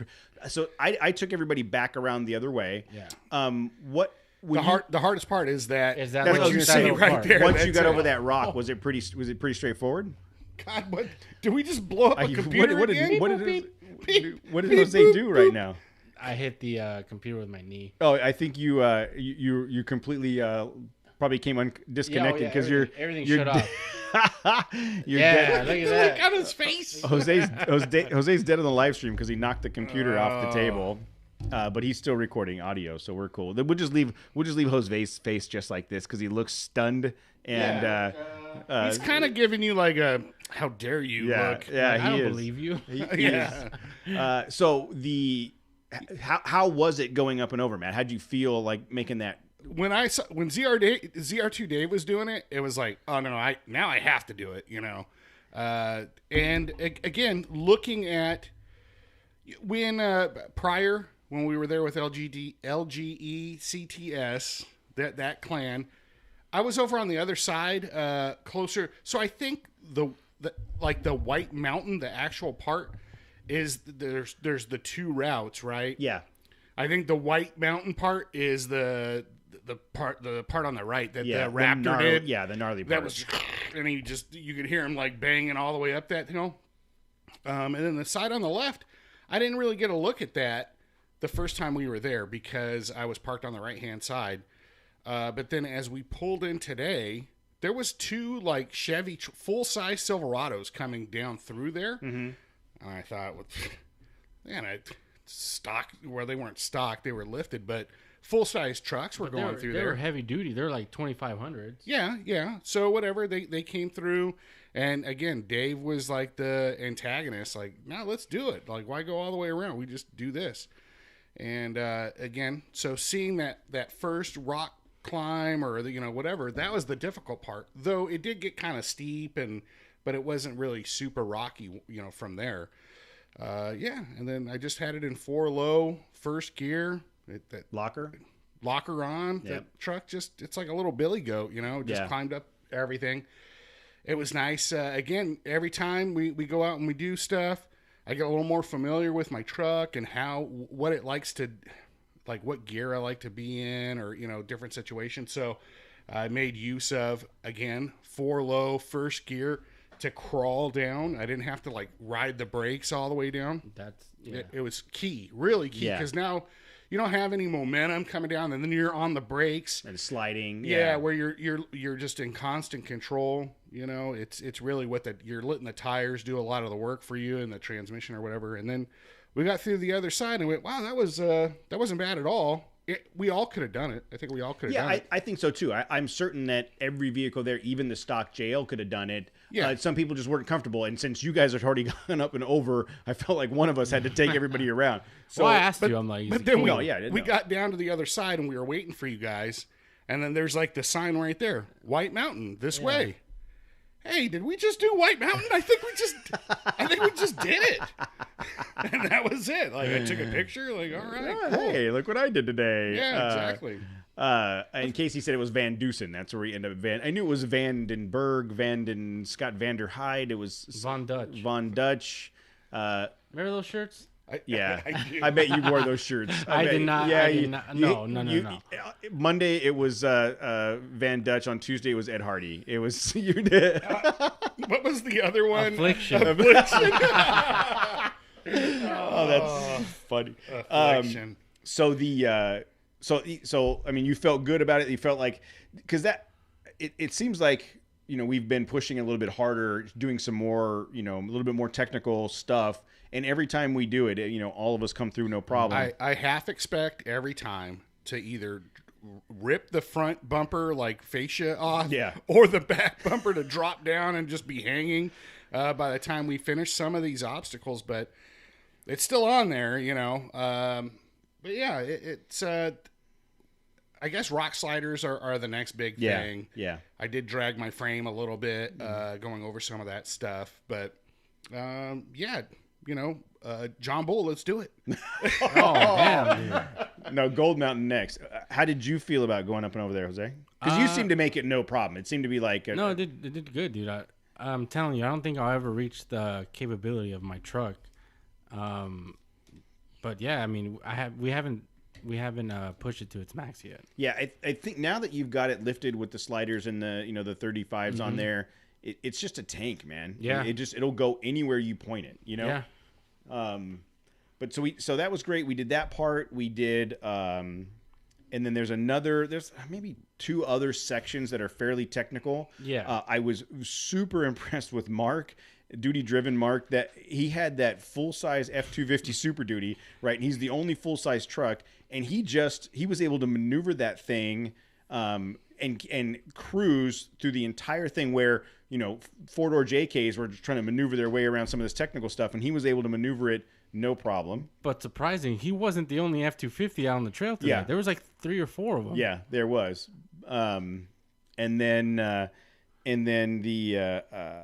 Again, going back to the stock JL, Benton and Alma and their stock JL, they were the only stock vehicle, and they did not hold anybody up.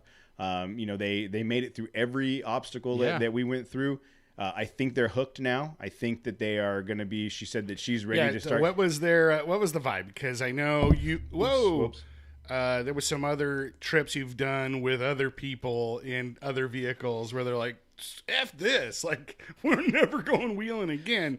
They were pretty pumped about it. They had fun. Well, so going back, so Benton and I used to work together, and again, he's from Texas, and he's been wheeling before. He's familiar with it. And Alma, she said that she's always been an outdoors adventure type person. She's always wanted a Jeep. So he said that they've taken that Jeep out on the dirt a couple times, but this is the first like wheeling off-roading that they've done. And I do think that they're hooked. I think that it's going to be, like I said, the next time we see that Jeep, it's going to be on 35s, mud terrains. It's going to have lights on it. Like it's going to be, they're going to build that up and start coming with us. I think some more, and they're good people. So, and then we had, I was really impressed with Adam and that Gladiator. So Adam's super, super nice Gladiator, clean.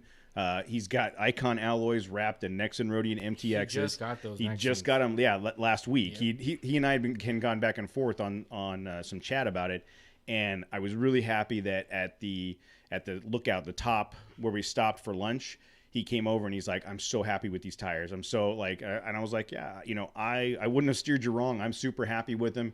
He seemed to be super happy. They looked great. His Gladiator is super. Me and Jose were eyeballing it. Yeah. Jose's over there. He's looking at me going, "I want one." Yeah.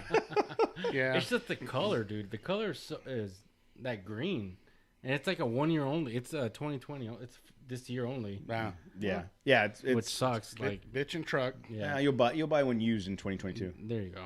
And then Scott came out in his 4Runner, and that 4Runner, dude, did you see the back of his 4Runner at lunch? He had the whole cooler. He had the setup. He had the whole setup. He had the refrigerator and the boxes and everything, and he built a little pad for it so that he's got a rooftop tent. And he said, like, he's got a 12-year-old daughter, and he said when they go out camping, the daughter will sleep inside. So he made the little like sleeping. He made it flat so it's all nice and even for her to sleep in, and he'll sleep in the tent. I mean, it was a super cool setup, nice and clean. We've talked about this a couple times. We are very, very fortunate in the community that has kind of built around the brand, and every time someone new comes on a trail, there were like great people, good conversations, everybody gets along, and that goes to the core group, Dave and Casey and Joe K and Joey D and all that. Like everybody's welcoming, and let's go have a good time. Nobody screams at my kids for throwing rocks at stuff. We do scream at your kids when they sit on the edge of the cliff for no apparent reason. So Casey and I know. both had to yell at one of your boys to. Oh, it was will you- Johnny. Yeah, It was Johnny. Will you please get up, dude? Like, he's like, He looked he was. It looked like he'd been rolling in the dirt. Well, and then he was eating those like. Takis. Oh my So- god! so Why some- do I buy him those Takis? I buy them. I was just gonna say they're. Why do I do They're that? like they literally on the picture it shows fire and a scorpion like on the package. So Yeah. it's fire scorpion Dad, food. I want this. And of then course you it's- do. and then of it's- course you do. Oh, what's it gonna do? It's gonna turn your face blue. Yes. Even better. Can we rub some of that in the back of the truck? That Oh, would be amazing. It was ridiculous. Their faces were blue. I don't know what their poop's gonna look like tomorrow. It's none of it is good. Nobody needs to eat that stuff. It's ridiculous. So we did. Let's see. We did that. And then the tight section. Remember, I told you the part I forgot all about. Yeah. So when we came down from that hill, and then we made that left hand turn to get back into the more tight. First we made the U-turn. Yeah. Oh, that's right. I can't even believe I let that slide.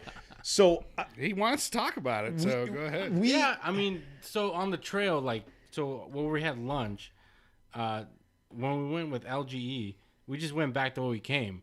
But on the map, No, we didn't. Yeah, we did. On my map, that right turn that we made to get out, that's my map shows we went right I don't around know. that hill. I don't But know what. I followed him, so I don't even know. no, I know, but I wasn't going down that same route. I just saw on the map there's another route that connected back down. I'm like, well, just so we don't have to, go backtrack, I'll just take this little side trail. Okay. But it was a side trail on the map that connected back, just in a different location. But it was It closed off. was closed off. Yeah. So somehow Jose ended up a couple hundred yards away trying to make a U-turn. I'm like, where are you going? We got to go back this way. So I'm not the only one that makes U-turns. We came back down that hill. And then when we got onto the main road and we made the left into the thicker forest and stuff, that part's really, really fun. I'm surprised that I forgot about it. But that part, because it's a narrow trail and it's a lot of switchbacks. It's steep in some spots. Yes. And then, and there's a couple spots where you drop down and then have to come back up real quick. And, again, going back to the group that we had a very diverse group of vehicles, different types of vehicles and skill sets and builds. And everybody just kind of worked their way through it. And there was at one point, the stock JL had a little bit of clearance issues. He's like, no, I'm like, on the radio, are you good? You need help? He's like, no, I'm just gonna get some more momentum. He just backed up and hit it a little bit harder and went up. No. But it, that route is, I think it's a very, very good mix to test your skill Yes. sets. Right, and test your vehicle. Test your vehicle, So too. I think that'd be a great place to go. Hey, I just put a new suspension system on, or new tires, or something. Let's go test. That's the only place I've gone since I put my suspension. Oh, really? on. Yeah, we haven't gone anywhere else. So Yeah, agreed. It is a good place. it's a really good. And we should have had Casey dial in. It looks like he's still on the chat, but I'm curious to know what his thoughts are on taking that trail. He said it was, I'll tell you right now, because me and Jose both asked him. He's all, it's great. I had the windows up the whole time, and I'm not usually at this point on like, a run. I'm he's- filthy and sweaty and gross and dirty. And no, I got air conditioning and everything's nice and cool in the cab and clean. Yeah, welcome to Frontier Nation. I did hear him That's how we tell. roll. I think he was talking to Joey D, and I did hear him say, I feel far less compelled to carry as many tools in this truck as I used to carry in my other one. Yeah. Because he used to carry like extra. Everything. Speaking of extra parts, Oh yeah. so Jose, we get to the meeting spot. It's the gas station, the first meeting spot. Jose stops at the gas pump, pumps, and then leaves his truck there. And I'm like, dude, you're not that guy. Are you really gonna leave your truck and block a pump when all these other people Well, I are trying? have to right now. And he's like, well, my starter's going out. I don't know how many starts I have left in the thing. Oh, no. I gotta minimize So cranks. this is before we've even hit the dirt, and he's concerned about how many starts he's going to get out of the truck. So you've got the starter, you just haven't put it in? I haven't had time to put it in. Yeah, too much stuff going on in the house and everything. So But I brought it with me just in case it did go out.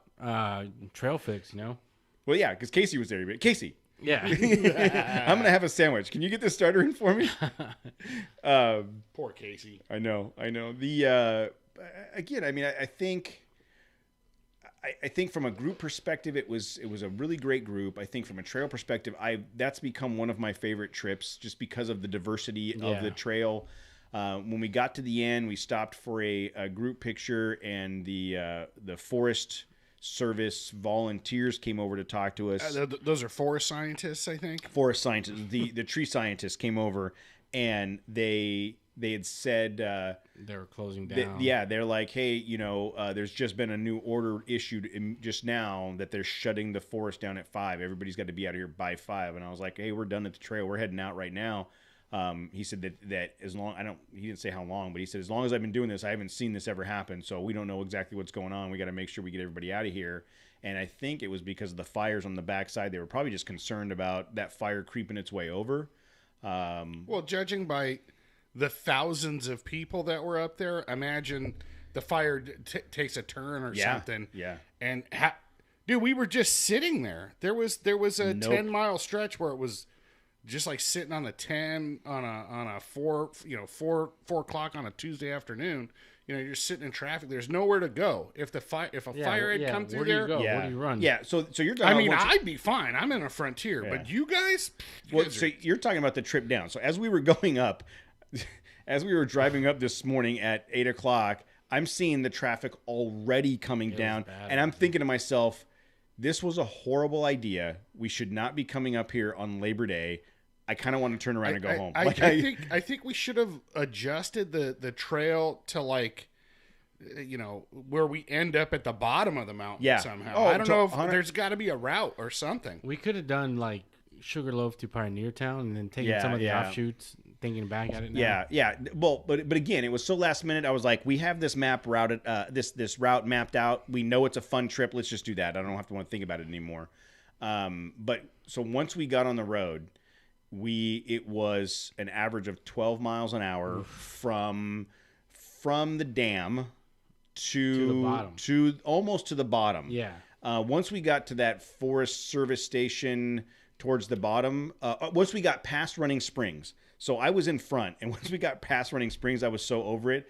Like as soon as there was the yellow lines slightly separated and for the passing lane, I was gone. I was off to the left, and I was out in front because there was 3 trucks. There was a ton of debris. You were kicking up debris. Nobody had done what you did in months, I guarantee you. But there was 3 trucks pulling trailers, and between them and the next car in front was 10 miles. Yeah, I know. So I got out, I broke out of the pack, took off, got out in front of them, and I was making good time until I caught up with the next group.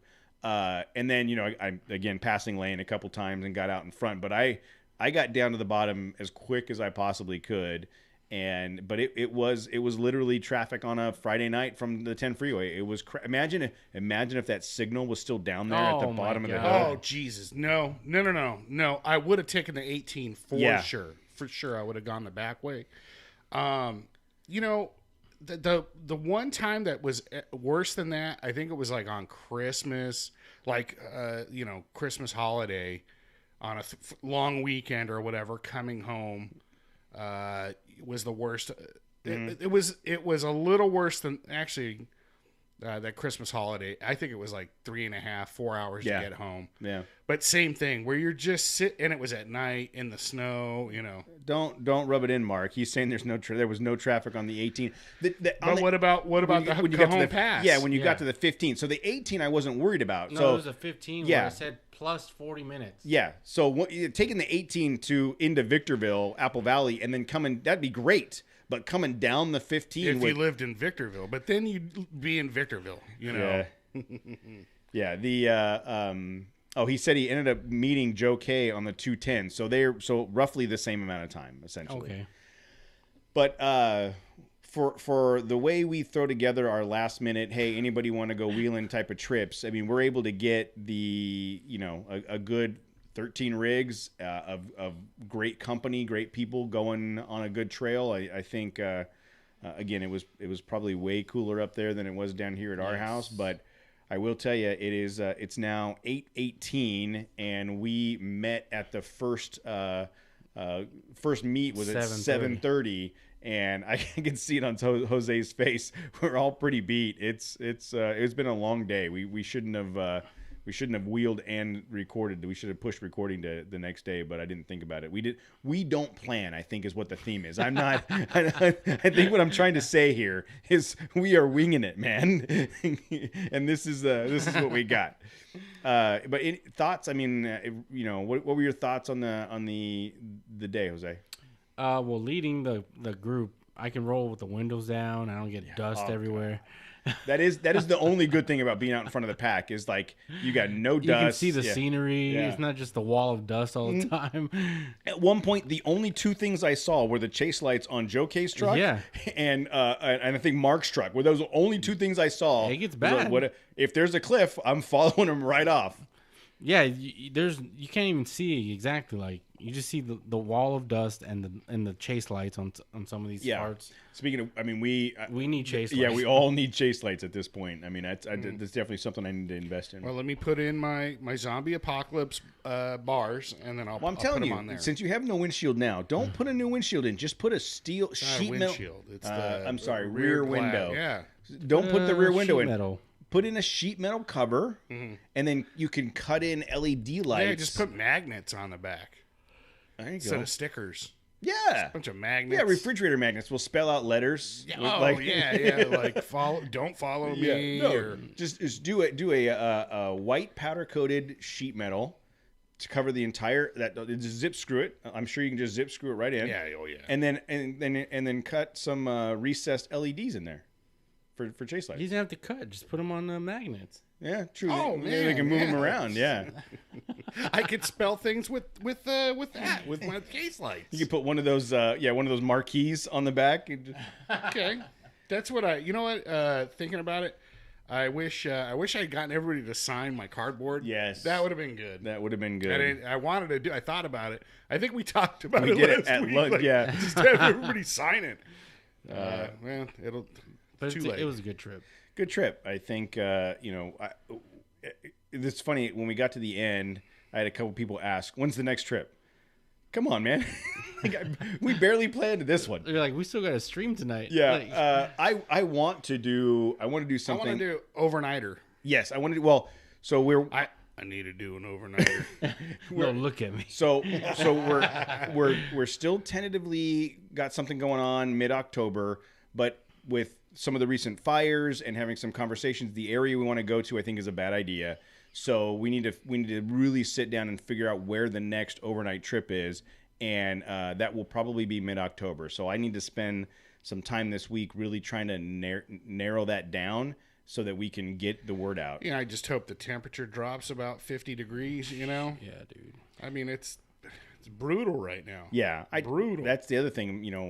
What's the temperature going to be like in October? Hopefully, it starts to cool down, and at least at night there'll be some relief. Yeah. But like right now, being in a tent and 115. I would just let the truck run with the AC on, and just hopefully I don't nobody hits the gas pedal or something. Yeah. Yeah. No, it's this is not camping weather, but we were talking about. Me and Case were talking about doing Razor Road, and then screwing around there is fun, right? Razor Road area, and then doing the lava tubes and whatever, and just kind of exploring that way, and then coming back and still camping in that same vicinity. So go to Razor Road, set camp, go to the lava tubes, come back, spend the night. Yeah. That's a full day, dude. That's a fair. Oh yeah, to the lava clip. tubes and back. That's a long run. 50 miles or something, right?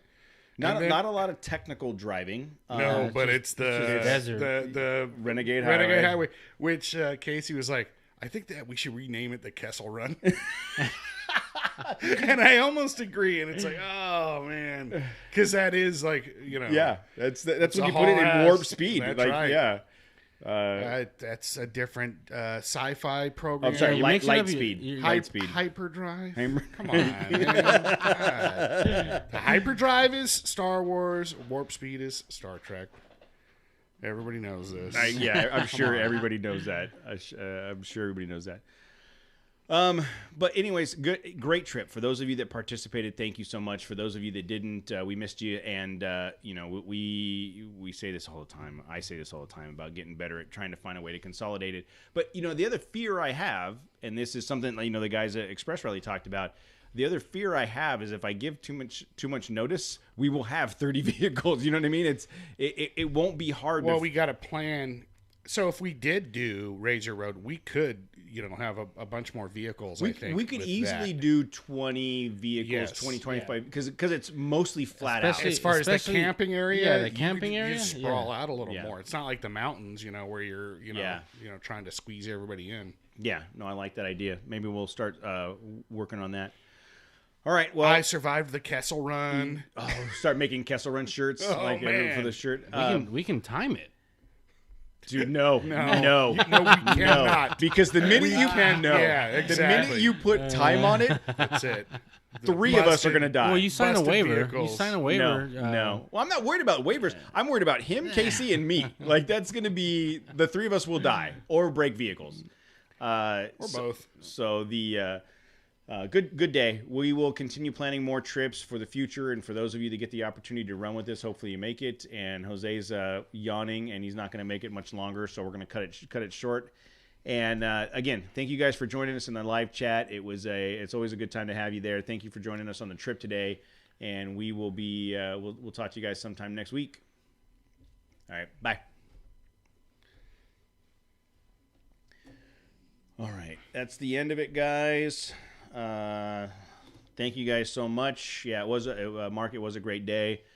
Thank you guys for coming. Thanks for being in the live stream, and we appreciate See, it. Adam wants to look for Thunderdome, but I'm telling you, Adam, Thunderdome's like, I'm gonna tell you, it's like near El Mirage, and it's too hot to go looking for Thunderdome these days. It's too hot to go up to El Mirage. But the Razor Road idea might be. We need to explore that. We need to look at that as an option. Dude, it's the funnest thing. My truck is ready for that. Yeah. And, for that run. That's a great campsite. In October, though, it's going to be filled. Yeah. That whole area is going to be filled. But there's other places to camp there. What if we went up? What if we went up a couple days early and staked claim? Good luck. They just shove us out of there. Oh. Yeah. Yeah. You know who we're talking about. Yeah, I do. I know who we're talking about. I know who we're talking about. All right, guys. We're going to end the live stream now and do the rest of our stuff. And thank you guys for joining. Appreciate it. And we'll talk to you guys later. Bye. Late.